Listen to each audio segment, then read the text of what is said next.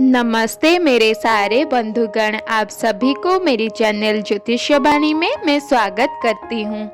जैसा कि आप सब जानते हैं, मैं हर वीडियो के एंड में एक टिप्स देती हूँ, तो उसे जानने के लिए मेरे साथ अंत तक बने रहे। भगवान श्री कृष्ण ने महाभारत काल में ही कलयुग का विस्तार पूर्वक वर्णन कर दिया था। कलयुग में लोग कैसे होंगे, जीवन कैसे व्यतीत होगा, लोगों का व्यवहार एक दूसरे के प्रति कैसा होगा, यह सब उस काल में ही बताया जा चुका था। यहाँ हम प्रस्तुत करेंगे भगवान श्री कृष्ण द्वारा कलयुग के बारे में बताई गई 5 कड़वी बातें, जो आज 100% सच हो रहे हैं। तो वीडियो शुरू करने से पहले जल्दी से इस वीडियो को लाइक कर दीजिए, और अगर आप मेरे चैनल को सब्सक्राइब नहीं किए हो तो ज़रूर सब्सक्राइब कर ले और साइड में दी गई बेल आइकन को ज़रूर प्रेस कर ले। तो चलिए फिर वीडियो को शुरू करते हैं। महाभारत काल में 5 पांडवों के मन में कलयुग के बारे में जानने की जिज्ञासा थी। उन्होंने श्री कृष्ण से एक बार पूछा कि कलयुग में मनुष्य कैसा होगा, लोगों के विचार कैसे होंगे और मोक्ष प्राप्ति कैसे होगी। ये प्रश्न सुनकर श्री कृष्ण ने 5 पांडवों को वन में जाने को कहा। साथ ही ये भी कहा कि तुम जो कुछ भी वहाँ देखोगे उसे मेरे पास आकर विस्तार से बताना। श्री कृष्ण का आदेश पाकर 5 भाई बन गए और कुछ समय बाद वापस आए। फिर एक एक कर 5 भाइयों ने वन में जो देखा था भगवान श्री कृष्ण को बताया। सबसे पहले युधिष्ठिर ने बताया कि हे योगेश्वर, मैं एक 2 सूंड वाले हाथी को देखा, इसका क्या अर्थ है। तब भगवान श्री कृष्ण ने कहा कि कलयुग में ऐसे लोग राज करेंगे जो बोलेंगे कुछ और करेंगे कुछ। ये लोग दोनों ओर से शोषण करेंगे।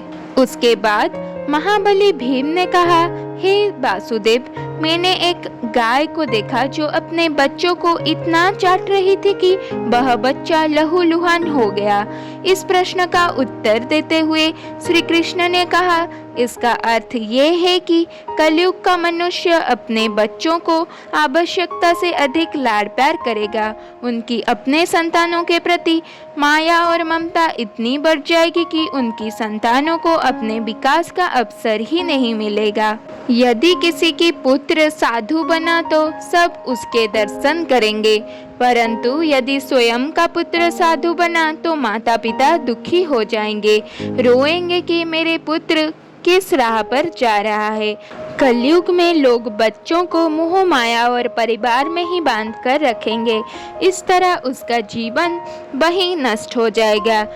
फिर श्री कृष्ण ने कहा कि तुम्हारे पुत्र तुम्हारे नहीं बल्कि उनके पत्नियों के अमानत होंगे और पुत्रियां उनके पतियों के अमानत होंगे।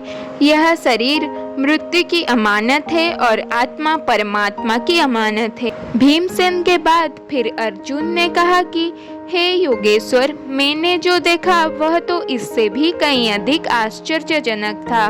मैंने देखा कि एक पक्षी के पंखों पर वेद की रचाई लिखी हुई थी और वह पक्षी एक मनुष्य का मांस खा रहा था। इसका क्या अर्थ है। इस पर भगवान श्री कृष्ण ने मुस्कुराते हुए कहा कि कलयुग में ऐसे लोग होंगे जो बड़े ज्ञानी और ध्यानी कहलाएंगे।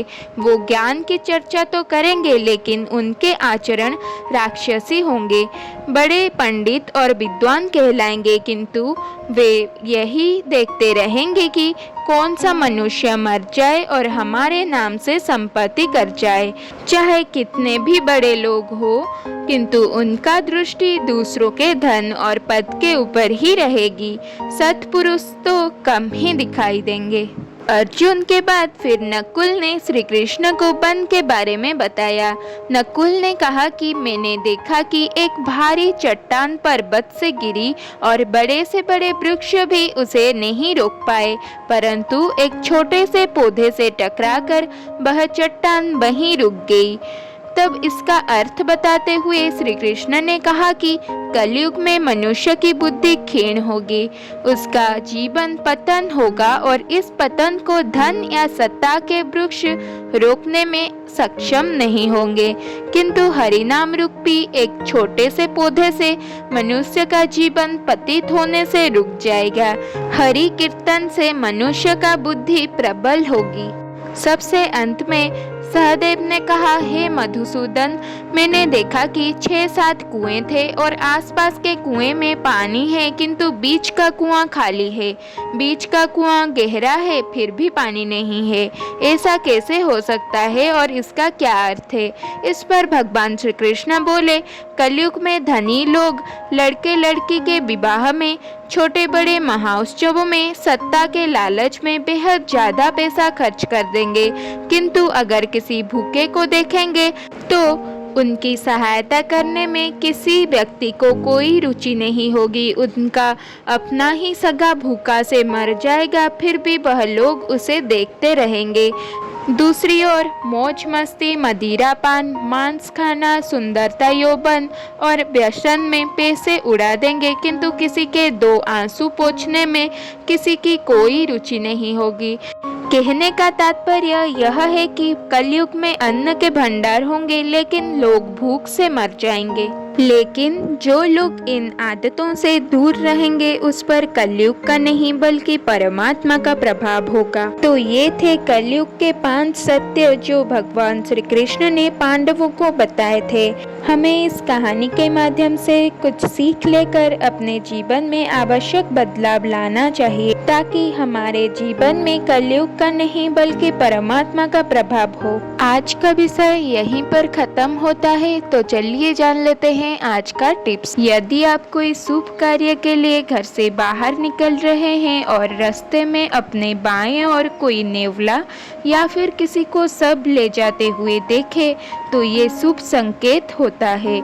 आप जो भी कार्य के लिए बाहर जा रहे हैं, वो कार्य अवश्य ही सफल होगा। अगर आपको ये वीडियो अच्छी लगी तो उसे लाइक करिए, दोस्तों के साथ शेयर करिए और मेरे चैनल को सब्सक्राइब करिए और कमेंट में जय श्री कृष्ण लिखना ना भूलिए। धन्यवाद।